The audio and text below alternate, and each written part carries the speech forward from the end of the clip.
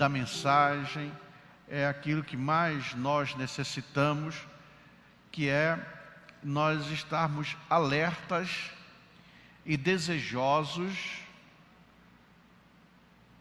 da nossa morada celestial. E mais do que isso, não apenas a morada, mas o nosso convívio com o Senhor Jesus Cristo. Então isso é maravilhoso, se nós verdadeiramente atentarmos e compreendermos a finalidade da existência da igreja. É algo maravilhoso, e quem assim entende, através do Espírito Santo, e não só isso, mas através da mudança do coração, porque sem mudar o coração, não há possibilidade de haver esse entendimento, que é o entendimento de que nos espera algo tão maravilhoso, que esse aguardo, essa esperança nos dá condições de vencermos os obstáculos, e sejam eles quaisquer que sejam. O crente tem esperança, e é o que o apóstolo Paulo fala, que nem mesmo a separação com a morte física, nós não podemos reagir como o mundo reage. Mesmo que o ente querido, a pessoa mais amada, haja uma separação de nossas vidas pela morte, Paulo diz que nós não podemos agir como os demais, que não têm esperança, porque nós temos esperança, e que essa viva esperança possa realmente estar nos movendo a vencermos e não nos desesperarmos. Podemos ser tentados, atribulados, mas que não haja desespero, porque só há desespero quando nós não temos esperança. Mas a esperança que nós temos de estarmos com o Senhor Jesus, num relacionamento extremamente íntimo com Ele, isso é demais. E sabendo mais que esse relacionamento da igreja é único, só a igreja.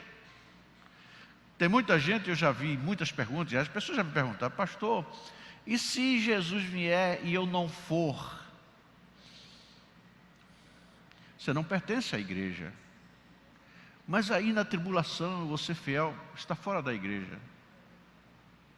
Porque a igreja são aqueles que estarão nas bodas, que é a esposa. O casamento, não haverá 2 casamentos. Haverá só um casamento. E o casamento é quando o anticristo estiver governando aqui, né? A igreja estará no casamento. São 7 anos de bodas. Essas bodas significam o casamento. Significa que Jesus não vai casar mais com outros. Vocês lembram da parábola das 10 virgens? Só entraram 5 para o casamento. Todas as demais eram virgens, estavam prontas, preparadas, mas depois elas bateram, mas não dava mais para entrar. Por quê? Porque o casamento, o Senhor Jesus não vai fazer 2 casamentos. Não vai haver bigamia nos céus. O casamento é a igreja do Senhor Jesus Cristo. Somos nós. E uma coisa interessante, né? Tem gente que diz: mas eu sou homem, eu sou mulher, como vai ser isso? Eu ser homem e vou, né? Não relaciono, mas é o seguinte, porque nós estaremos onde fizeram essa pergunta a Jesus. Vocês lembram? Que no céu, olha, que vai ser minha esposa, como vai ser esse relacionamento? Vocês não entendem nada, porque no céu não vai haver distinção de sexo. Nós estaremos em corpos celestiais, um corpo igual ao que Jesus tem. E essa palavra, essa figura do casamento, é exatamente uma união eterna. A palavra casamento aqui na Bíblia, de noiva e casamento, esse relacionamento, é exatamente para mostrar que vai ser uma união que, entendeu? Que não acaba, é permanente. Isso é maravilhoso. E se nós imaginarmos nisso, pensarmos, as dificuldades aqui todas são passageiras, mesmo que... Aí eu volto naquele hino, 53, eu acho que é a quarta estrofe, eu gosto muito desse hino. 53, a quarta estrofe, bota aí, minha filha, na tela aí. Eu estou sem minha harpa está ali no banco, eu não quero sair aqui do foco da câmera.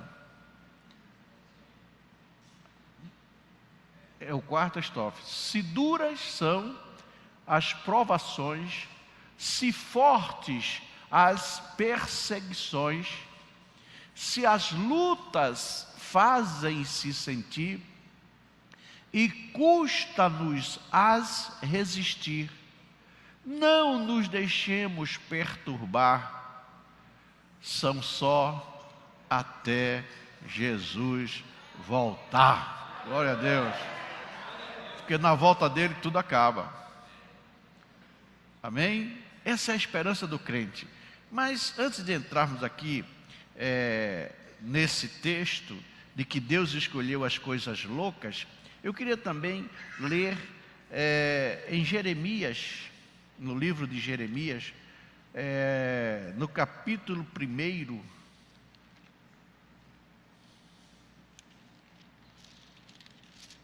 vamos falar sobre o papel da igreja, e o versículo 5. Antes que eu te formasse no ventre, eu te conheci. Eu estou fazendo uma figura aqui de Jeremias entendeu? Eu te conheci. E antes que saísses da madre, te santifiquei. E às nações te dei por profeta. Então disse eu, Senhor Jeová, eis que não sei falar, porque sou uma criança. Louvado seja Deus. Eu quero criar essa figura de Jeremias, porque ela encaixa muito bem no nosso papel, tanto da igreja, como também uma figura de Jeremias, sendo, como alguns teólogos acham, ele como a figura de Cristo Jesus. A ideia aqui que nós vemos, que acabamos de ler no versículo 5, é que Deus está dando Jeremias às nações, por profeta. E eu quero dizer o seguinte, que entre nós e para as nações, né, te dei, outra parte, te santifiquei, e para as nações, para ficar um português para você entender, te dei por profeta. Esse acraseado aí nós podemos interpretar como para as nações. Então, nós como igreja do Senhor Jesus Cristo, o Senhor tem nos santificado para realmente nos dar as nações. Muitas vezes nós ficamos aqui enclausurados, pensando só nos nossos projetos pessoais, e eu quero falar muito de Jeremias, não sei se terei tempo de falar tanto, mas a atuação de Jeremias, naquele momento em que Judá vivia. Jeremias foi investido com a autoridade de Deus como seu representante, ou seja, Jeremias era o representante de Deus na terra. Considerado, como eu já disse, Jeremias como um modelo de Jesus, e nós estamos aqui recebendo uma atribuição dada ao Senhor Jesus, dada pelo Senhor Jesus Cristo para prosseguirmos a obra dele, não foi isso? Ele nos chamou e nos nomeou para que nós dessemos continuidade àquilo que Jesus começou a fazer. Não é verdade? Ele nos comissionou. Então, por isso, essa figura parecida com Jeremias. Jeremias retrata um estilo de vida similar a de Cristo. E nós temos que ter essa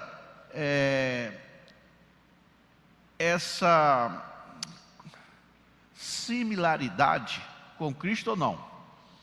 Precisamos ter. Tal qual Jeremias, ele tinha um estilo similar ao de Cristo, nós, como igreja do Senhor Jesus Cristo, precisamos dessa similaridade. É necessário. Por essa razão, nós temos que nos espelhar nesse tipo de Cristo para fazermos a obra de Cristo, porque normalmente nós achamos isso, olha, é impossível nós fazermos o que Jesus falou ou mandou fazer. É impossível porque ele era filho de Deus. Mas houve homens escolhidos e que foram comissionados que tiveram uma vida pia, uma vida exemplar, ou seja, mostrando-nos a possibilidade de que nós podemos também tê-la, já que são todos descendentes de Adão.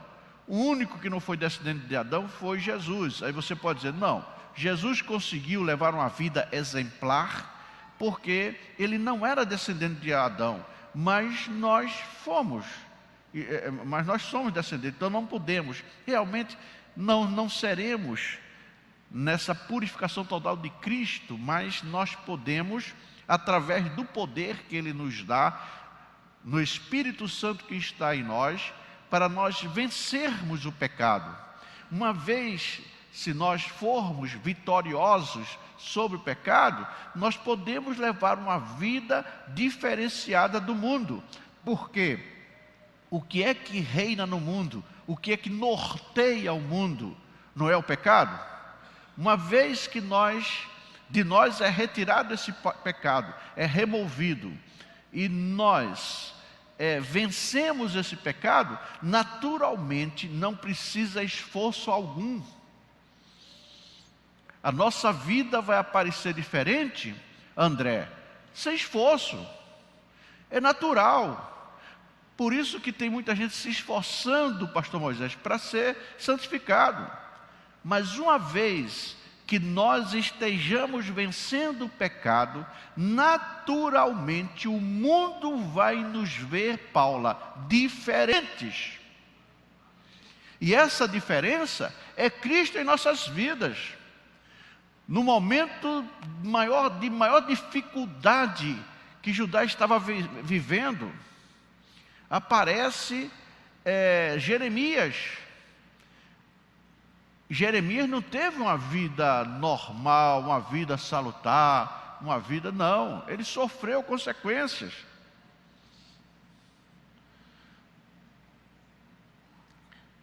Outro detalhe, mesmo no sofrimento, Jeremias chorou pelo povo. É um amor que ele tem.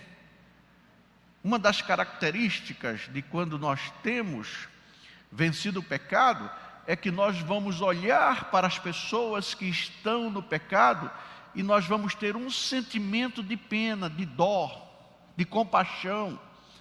Quando nós não vencemos o pecado, o sentimento é de querer fazer aquilo que o mundo faz. Porque fulano está fazendo, é normal. Nós vivemos um problema sério na nossa nação. Quer dizer, a justificativa do erro é porque o outro errou. Não, se o outro errou, então, você está entendendo? Nós não podemos pensar dessa forma. O mundo pensa, ou seja, fulano fez, eu posso fazer também.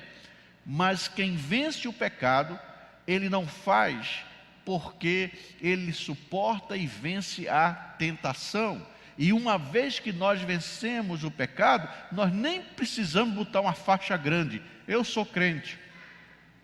O mundo vai nos ver diferente. E outro detalhe, nós vamos ter compaixão daqueles que estão no erro.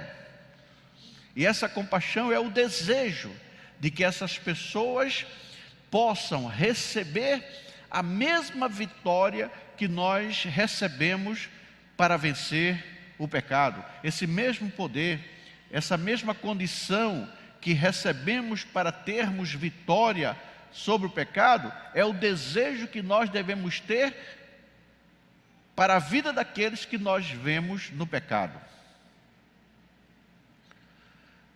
Jeremias também sofreu muito na mão do povo, mas Jeremias fez um negócio. Sabe o que Jeremias fez? Perdoou o povo.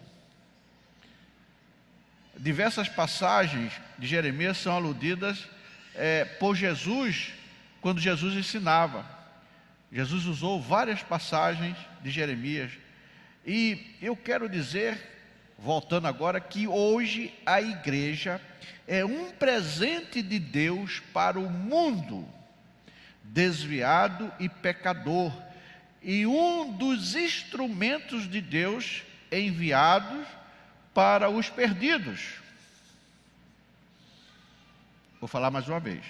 Hoje, a igreja do Senhor Jesus Cristo é um presente de Deus para o mundo que está desviado, está no pecado, está desvairado, e a igreja do Senhor Jesus Cristo é um dos instrumentos de Deus enviado para os perdidos.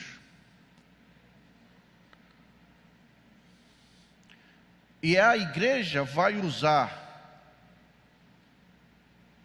a condição que recebeu de Deus para que estes perdidos possam ouvir a mensagem do Evangelho da cruz e poderão testemunhar as ações de Jesus através da igreja. A igreja não só tem esse privilégio, mas ela de estar com o Senhor, que é a esperança maior, mas nós somos comissionados para dar prosseguimento àquilo que Jesus iniciou a fazer na terra. E para isso, essa expressão que foi, que Jesus, bota aí Jeremias 1:10, tem uma expressão aqui que eu gostaria que fosse colocado, Jeremias 1:10, é a mesma expressão que Deus fala também à sua igreja.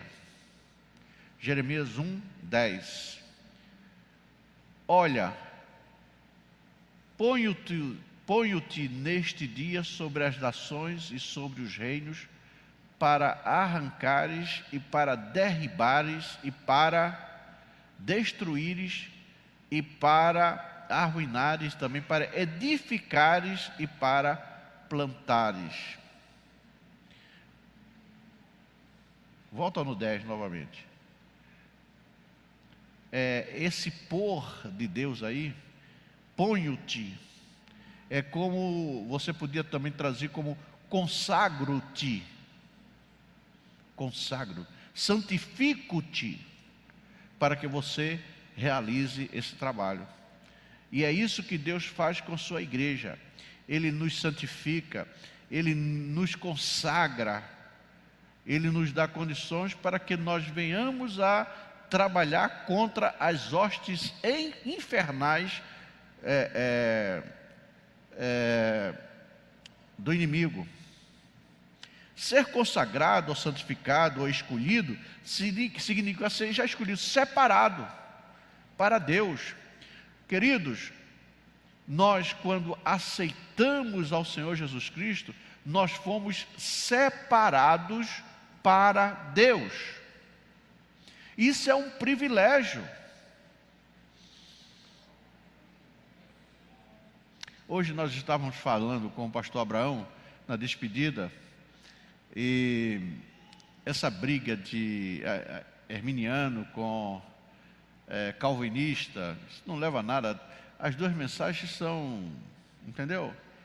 Tem base bíblica, é melhor ficar no equilíbrio, não é? E quando Deus nos separa, na verdade é uma escolha, é uma predestinação. Isso não quer dizer que aquele que é escolhido, ele vai cumprir. Mas nós recebemos, estou entrando nessa pressão, porque quando você recebe, Paulo, uma missão, entendeu? Você foi escolhido, separado, vá fazer. Agora, a ideia é, vá para Barra do Garças. Mas aí Paulo, em vez de ir para Barra do Garças, fica em Primavera. Vocês estão me entendendo aqui essa figura de linguagem? Há realmente é isso que tem que ser entendido. Há um desígnio de Deus, mas o homem, Zé Carlos, pode de repente, não houve isso também? Nós tivemos o exemplo de Jonas, ou não? Jonas, ele foi para o lado oposto de Deus. Então, queridos, se você entender que você é um escolhido de Deus, queridos, isso é o maior privilégio. Nós não podemos andar orgulhosos assim, entendeu? Mas, orgulhosos não, mas alegres, por sermos escolhidos. E por ser escolhido, nós não podemos fazer aquilo que o mundo faz. Por sermos escolhidos, nós temos o dever de representar o reino. Você chega em qualquer embaixada, as pessoas se vestem, e atuam, não é como estivessem no Brasil, mas eles representam o país deles. Você chega lá, é território, e nós somos representantes. Imagina que você chega na embaixada americana e você vê a bandeira brasileira hasteada. Tem diferença? Não, a embaixada americana tem que estar a bandeira americana lá. Por isso, que se nós que fomos escolhidos por Deus, nós temos que levantar a bandeira da cruz, a bandeira dos céus, a bandeira do resgate, a bandeira do amor, a bandeira do perdão, a bandeira do resgate de almas que estão perdidas. Nós precisamos.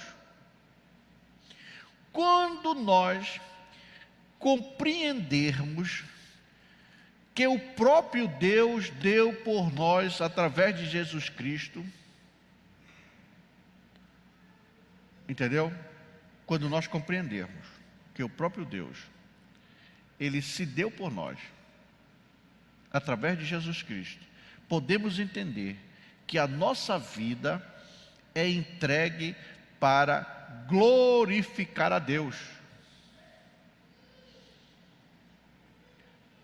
Fazendo o quê? Servindo as famílias, servindo os nossos vizinhos, servindo as nações e até mesmo aos que nos perseguem. Jesus não fez acepção de pessoas. Ele serviu a todos. Quando ele multiplicou os pães, deu de comida lá o pão e deu peixe para todo mundo, era todo mundo dele lá ou tinha alguém lá contrário? Tinha gente contrário, mas todo mundo comeu. E ele teve dó das pessoas. Essas pessoas aqui precisam comer, estão com fome. A missão do profeta Jeremias era para ir a qualquer parte e dirigir-se, segundo a comissão que foi dada, a qualquer pessoa que Deus mandasse, aos reis, aos idólatras, aos sacerdotes, sacerdotes corruptos da época, aos profetas corruptos também, profetas mentirosos. Isaías enfrentou profetas mentirosos, aos juízes injustos, aos homens de toda a hierarquia. Deus o comissionou e ele foi, e por isso sofreu, foi preso, maltratado, porque aquele povo precisava saber que Deus estava irado com os seus pecados. Veja bem, Deus estava irado com o pecado do povo, mas Deus mandou Isaías para quê? Para que o povo se convertesse e se arrependesse. Deus não, eu citei a palavra aqui, que Deus estava irado. Deus, Ele nos ama, mas Ele aborrece o pecado. Deus estava realmente irado com o pecado do povo, mas que os chamava para o arrependimento. Era isso a função de Jeremias, que era de mostrar como Deus estava, como é que se diz? Dá um sinônimo aí eu falei aqui de irado, de ira, mas dá outro sinônimo aí. Aborrecido. Deus estava aborrecido com aqueles pecadores, com os pecadores não, com os pecados, e chamava que ele, arrependam-se, e o arrependimento fará com que eu fique tranquilo. A mensagem de Jeremias, as mensagens de Jeremias continuavam a convidar o povo a abandonar o ritualismo externo e superficial. Ele ensinava que a corrupção, a idolatria e os demais pecados têm sua origem num coração ímpio. E é por isso que ele fala do coração. Ele ensinava isso. Jeremias 17:9, coloca aí. Ele sabia que a origem era, tudo estava num coração ímpio. E aí Jeremias fala para o povo de forma grandiosa, que o coração é enganoso. Enganoso é o coração, mais do que todas as coisas. E perverso quem o conhecerá? Significa que sem um coração novo, ninguém é capaz de obedecer a Deus. Enganoso é o coração, mais do que todas as coisas, e perverso. Quem conhecerá o coração? E é por isso que Deus troca o coração. Eu já disse aqui que quando você aceita Jesus, este é o maior milagre, porque você pode, mesmo aqui orando, sofrer uma intervenção cirúrgica, que você tem um transplante.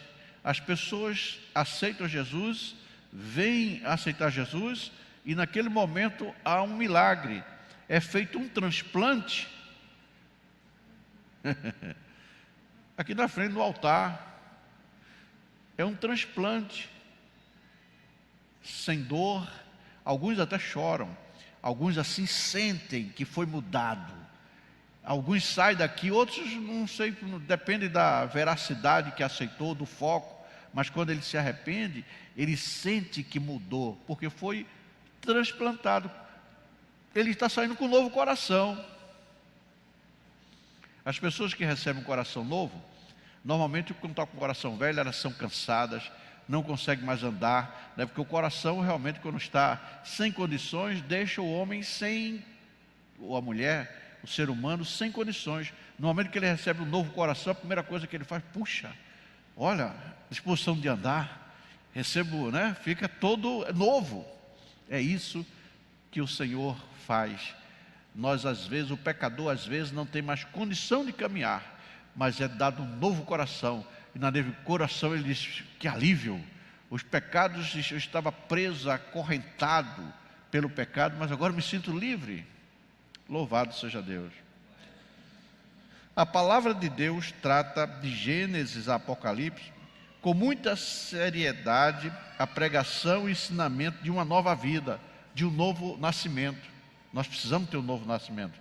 Jeremias entendeu muito bem, já no Velho Testamento, e também tal experiência só pode ser efetuada pela graça do Deus totalmente soberano. É o Deus soberano que realiza. E Jeremias, mais uma vez, 24:7.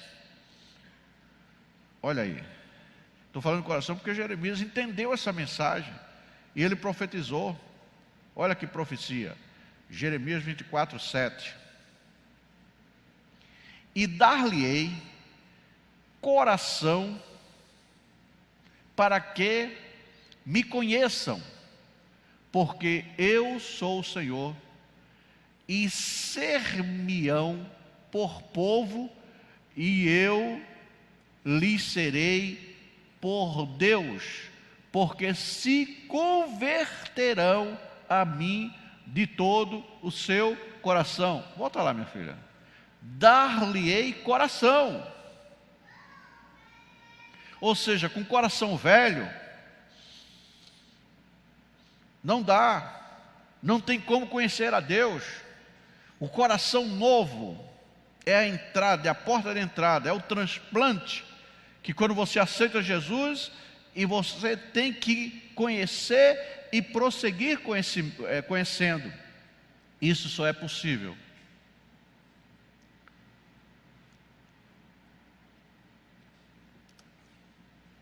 com a substituição do coração. Está escrito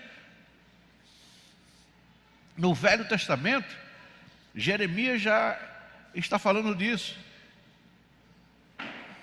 E sabe, Nicodemos não entendia, ele estudava muito isso, mas não estava entendendo nada disso. Aí Jesus, numa forma mais tranquila, para ele entender essa troca de coração, nascer de novo. Deixa eu te dizer, vamos voltar para... Naquela época ficava até difícil, né? Jeremias não tinha condição, nem também Jesus, de dar uma explicação. Mas hoje a técnica já não diz. Quando alguém está na mesa de operação, a pessoa tira o coração dele. Olha que negócio. Tira o coração fora. É um negócio sério. Tem que ter muita coragem, porque tem que ser uma anestesia muito forte, senão se a pessoa soubesse o procedimento, tem gente que tem medo, né? Porque tira o coração, meu filho. Tirou fora. Não fica dentro, não. O coração é tirado mesmo. E depois bota outro coração, ou remenda, costura, sei lá o que é que ele faz. A pessoa nasce de novo ou não? É novo nascimento, meu filho, porque o coração está parado. E ele tem que ser estimulado a bater novamente, senão você não sai da mesa, Cassiano. Fica morto lá. Entendeu? Você só vive se o coração voltar a funcionar. Mostrando essa comparação, vocês estão entendendo? Para seguir a Jesus, precisa fazer esse transplante, e o Senhor tem que botar um coração novo para que nós possamos entender e conhecer a Deus. Usando essa metáfora da cirurgia cardíaca. A missão de cada cristão e da igreja é participar de algo importante que Deus está realizando. E o que Deus está realizando é exatamente convertendo o Espírito Santo. O que é que Deus está realizando? Quem pode dizer? Primeiro, Deus está salvando, Deus está resgatando, Deus está abençoando, Deus está provendo, Deus está julgando, Deus está curando e também Deus está esclarecendo. Nós estamos aqui. Amém? Nesta noite. E nós precisamos realmente participar dessas realizações que Deus está fazendo, Jamil. Temos que participar. Temos que ser participantes. Agora, não podemos negar que há uma verdadeira batalha espiritual sendo travada. Por isso que Deus, essas realizações que Deus está fazendo, é exatamente nesse combate, nessa guerra espiritual. E as vitórias de Deus são as realizações de Deus. Essas vitórias que Deus está dando a nós como igreja e até outras pessoas que estão sendo resgatadas, vou repetir, é exatamente fruto da vitória dessa batalha espiritual que é travada. É uma batalha intensa. E a maior batalha que o ser humano ele enfrenta é a batalha moral.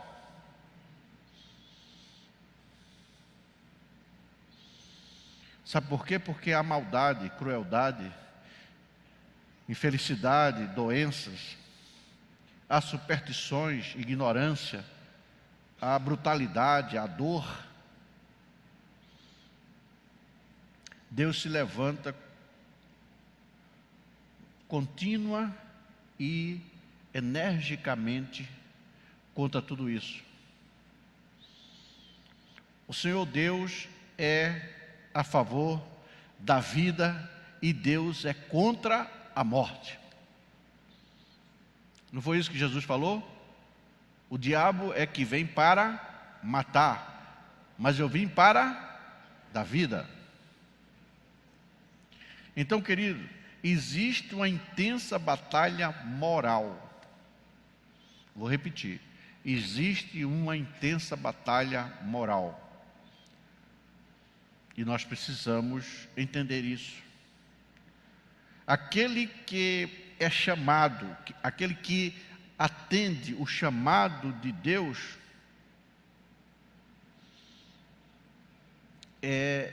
precisa entender também como Jeremias, tal qual Jeremias entendeu o seu chamado. E Jeremias foi chamado para fazer parte da equipe de Deus. E nós também fomos chamados para estar nessa equipe. Para estar também nessa equipe. Com o desejo, com o propósito único de obedecer. E através da nossa obediência ao que Deus nos manda fazer, há uma recompensa. Que recompensa é? Tem recompensa. Nós vamos ajuntar, poupar, entendeu? Tesouros no céu e não na terra. Pastor Eduardo sempre falava aqui. Tudo que eu fiz e desejo continuar fazendo, eu não quero receber nenhum reconhecimento na terra. Quem lembra disso? Eu me escuso a receber reconhecimento aqui, porque se eu recebo aqui, eu perco lá. Eu já recebi, não era isso que ele falava aqui? Eu já recebi. Lembra, Paulo, que ele falava isso aí? Eu já recebi. Era do seu tempo também, Mário? Com certeza, né? Eu já recebi.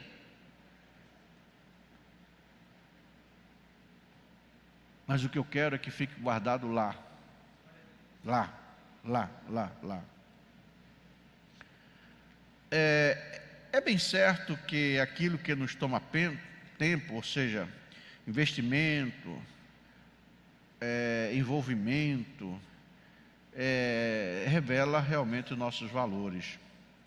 É por isso que Romanos 1, 25,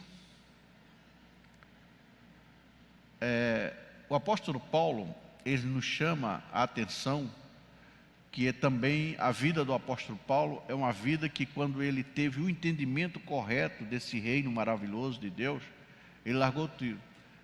Porque você tem aí a RA, eu gosto aqui desse termo na RA.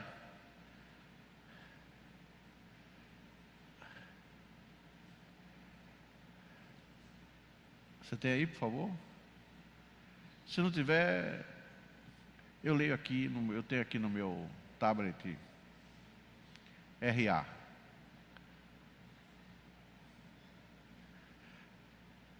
Mudam a verdade, trocam a verdade de Deus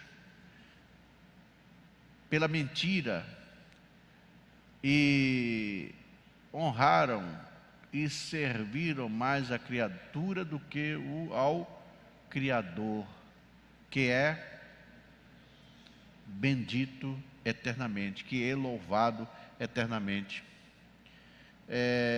E Lucas, Jesus falando em Lucas capítulo 12, 34, pode ser na RC mesmo, Lucas 12, 34, Jesus nos fala. Então veja bem, enquanto ela acha, Paulo diz: eles trocam a verdade de Deus pela mentira e adoram e servem o que Deus criou, em vez de adorarem e servir o próprio Criador.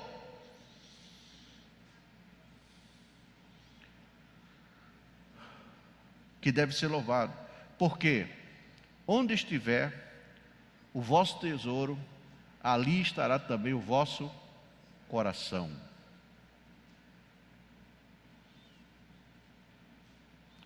E o nosso coração tem que estar no Senhor. O coração novo não pode estar no mundo, mas desejoso das coisas de Deus. É preciso estar bastante claro para cada um de nós que nascemos de novo, que somos novos nascidos, que fomos consagrados, fomos santificados, não por mérito, mas por graça. E quando assim ocorreu em nossas vidas, nós nos tornamos comprometidos no projeto de Deus, anunciando as boas novas do Filho de Deus, Jesus Cristo. Estamos entendendo? Todos nós que nascemos de novo, fomos consagrados, fomos separados, fomos santificados, por graça, não por mérito, por graça, para nos comprometermos com o projeto de Deus e anunciando esse evangelho, que é as boas notícias, as boas novas de Jesus. Paulo fala isso em 1 Coríntios capítulo 3 e versículo 9, 3:9, que diz o seguinte, eu estou aqui aberto: porque nós somos cooperadores de Deus. Vós sois lavoura de Deus e edifícios de Deus. Não estou inventando nada aqui, eu estou falando o que a Bíblia diz, amém? É a Bíblia que diz. Nós não somos salvos para continuar vivendo do nosso jeito. Vou repetir.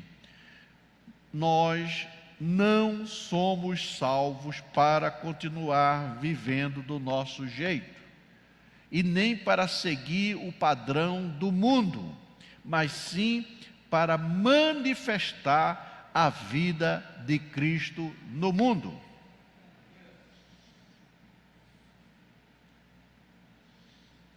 Ora, se somos cooperadores de Deus e lavoura de Deus, você planta lá alface, vai colher girimum? Vai. Vocês não sabem o que é girimum não, né? Isso é do Nordeste aí. Mas eu vou dizer o seguinte, vou mudar o termo aqui. Vocês conhecem a abóbora? Então, tá. Abóbora. Você não planta alface e de repente lá você botou a sementinha de alface e daquela alface vai nascer abóbora. Não dá-se. Lavoura de Deus, queridos, tem que parecer com o Cristo.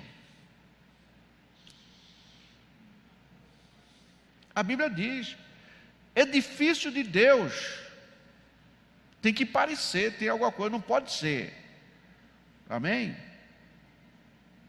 Nós precisamos, portanto, não podemos seguir o padrão do mundo, mas sim, nós somos salvos para manifestar a vida de Cristo. Nós precisamos pedir ao Espírito Santo de Deus o discernimento desta palavra. 1 de João 2,15. 1 de João 2,15. Nós precisamos pedir ao Espírito Santo discernimento dessa palavra. 1 de João 2,15. Não ameis o mundo, nem o que no mundo há. Se alguém ama o mundo, o amor do Pai não está nele. É necessário pensar como Deus vê o mundo e o seu pecado. Olha, eu já falei aqui que Deus estava irado pelo pecado. Se o pecado traz a ira de Deus, manifesta a ira de Deus, eu que quero agradar a Deus, vou pecar? Eu tenho que vencer o pecado. Porque o pecado traz discordância, traz inimizade, traz separação. O que separa-nos de Deus é o pecado. Portanto, o pecado tem que ser vencido por nós.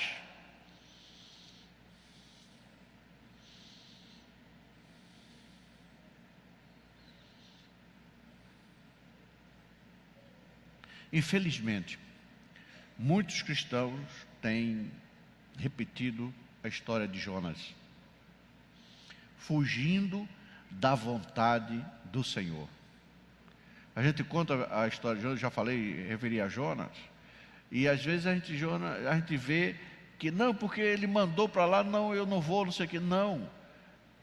Tudo que você contraria, que você foge, que você não aceita aquilo que Deus quer que eu faça, que você faça, que nós façamos, nós estamos igual a Jonas, fugindo de cumprir aquilo que Deus quer que nós cumpramos. Olha, fulano me fez uma que eu não sei se eu vou conseguir perdoar. Só no céu eu acho que vou perdoar. Não vai. Não vai perdoar no céu. Porque não vai entrar. Não vai chegar lá. Por quê? Porque contraria o que Jesus falou. Jesus foi muito claro. Se você não perdoar, o meu Pai não vai lhe perdoar. E se os nossos pecados não forem perdoados, como é que nós podemos, pastor Moisés, nos casar com Jesus? Não tem jeito. Então, quando nós nos negamos a perdoar alguém, entendeu? Que nos ofende, nós estamos agindo como Jonas, Jamil, fugindo do que Deus quer que a gente faça. Vocês estão entendendo? Às vezes, conta-se a história de Jonas, você só acha que é uma viagem. Não, Deus quer que eu vá para os Estados Unidos, mas eu quero ir para a França. E como Deus não mandou para os Estados Unidos, nem para a França, eu estou aqui no Brasil, então eu não sou Jonas. E você pode ser um Jonas perfeito, porque está se negando a fazer o que Deus manda nos fazer. Você sabe, né, que Jonas recebeu a ordem para ir para Nínive e ele mudou tudo, né? Mudou tudo. Ele pegou o navio para ir para Tarsis. Fez exatamente o contrário que Deus ordenara.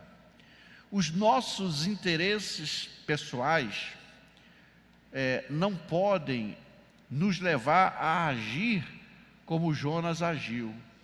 Jonas agiu segundo os seus interesses pessoais.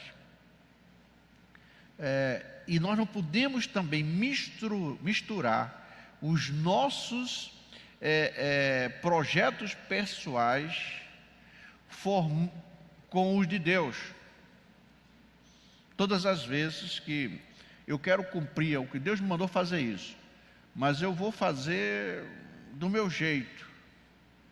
Eu acho que desse jeito aqui fica bom. Não, queridos, é fazer do jeito de Deus, porque se houver essa mistura, forma um composto tóxico, e esse composto pode se tornar antagônico ao chamado de Deus, à ordem de Deus, ao cumprimento de Deus.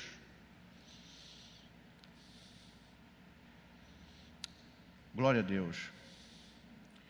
A igreja é a luz que aponta a direção. A igreja é como uma cidade no alto de um monte. Impossível escondê-la. É aquilo que eu falei. Se você é a igreja, se você está vencendo o pecado, você não poderá se esconder. Porque o mundo vai nos ver. As nossas atitudes serão bem diferentes. E como as atitudes são diferentes daqueles que são escolhidos por Deus, o que a primeira vai ser notado, né? Todo mundo faz assim, aí você não faz. Não tem jeito de esconder. Não tem jeito. Jesus falou isso. Pastor, nós somos a luz, Mateus 5,14. Mateus 5,14, Jesus fala isso. Não é o pastor Edivaldo que está falando, é Jesus. Coloca aí, minha filha, Mateus 5,14.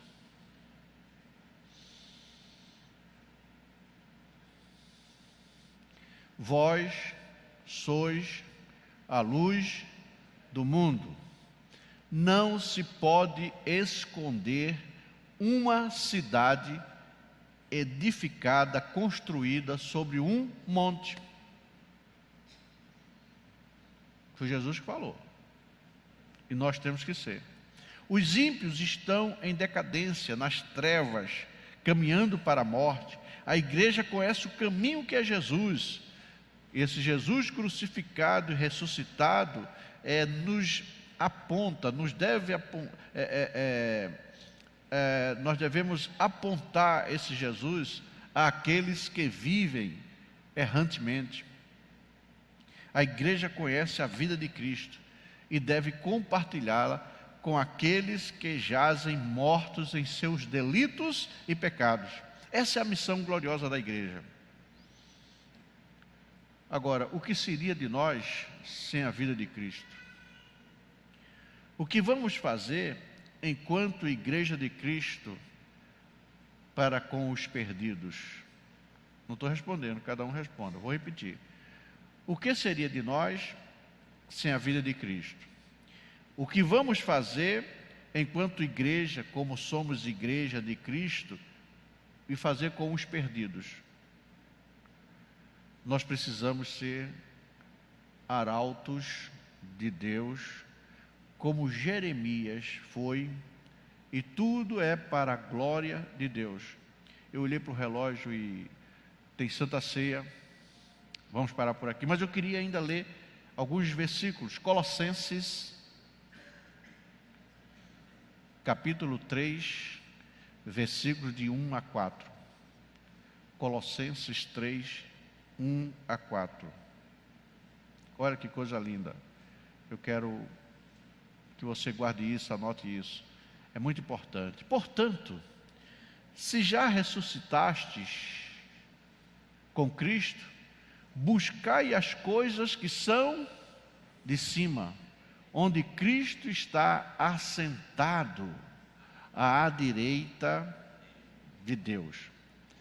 Pensai nas coisas que são de cima e não nas que são da terra, porque já estáis mortos e a vossa vida está escondida com Cristo em Deus. Quando Cristo, que é a nossa vida, se manifestar, então também vós vos manifestareis com Ele. Glória, em glória. Essa é a esperança.